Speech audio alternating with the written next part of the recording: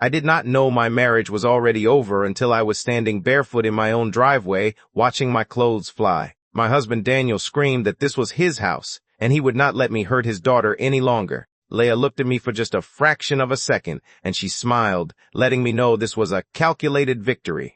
I realized then that there had already been a trial, and I had not been invited to defend my own life.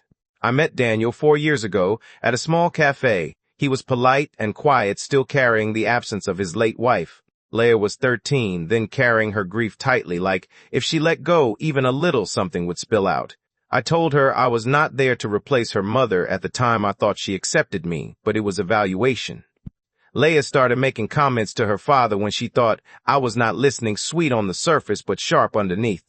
Daniel began watching me more closely, like he was looking for something I did not know. Someone had rewritten my role. Leah learned how to split herself in two, laughing when Daniel was around and turning cold the second he left.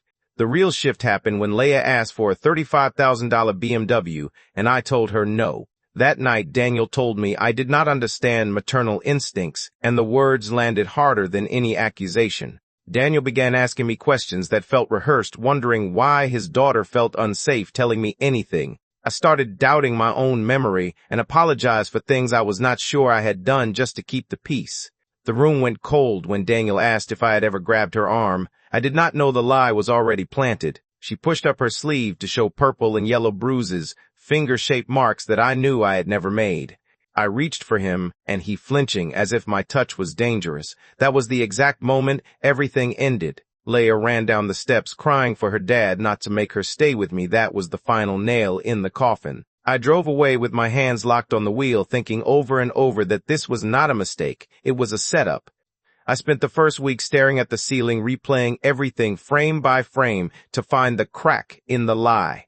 My attorney, Patricia Kim, asked one question that stopped me cold. Who owns the house? I told her I do. Investigator Marcus Hale found that $8,000 had been quietly drained from our joint accounts. I threw up when I watched the recovered messages. Leah had planned the bruise and documented the whole thing. Daniel texted me asking if I had reflected on my behavior. I replied with one sentence, "Meet me tomorrow." I slid a thick envelope across the table, divorce papers on top, and the undeniable evidence underneath. The color drained from his face as I played the video. He made a sound between a sob and a gasp of pure horror. Leah burst into the cafe, furious and exposed, trying to call the evidence fake until Daniel simply asked, "Why?" I stood up and told Daniel he had 30 days to vacate my house. He did not argue because he had no defense. I moved into a small apartment across town. It is quiet here, mostly sad but entirely free and at peace. To find the truth behind every broken home and witness the strength of survivors, subscribe to Unsaid Stories now.